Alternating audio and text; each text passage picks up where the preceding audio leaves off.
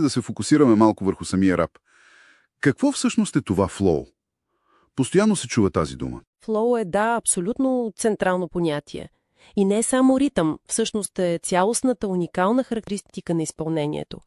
Тембърът, акцента, начина по който репъра си играе с бита, ту го изпреварва, ту леко изостава. Като водата на Брус Ли, тази метафора се споменаваше. Да, пасва много добре.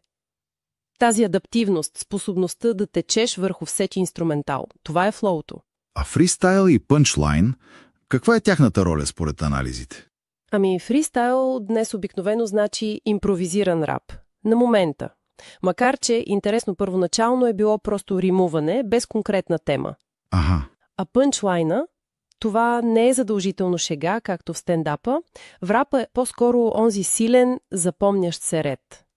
Остроумен, провокативен, който те удря, карате да се замислиш или просто да кажеш «Вау».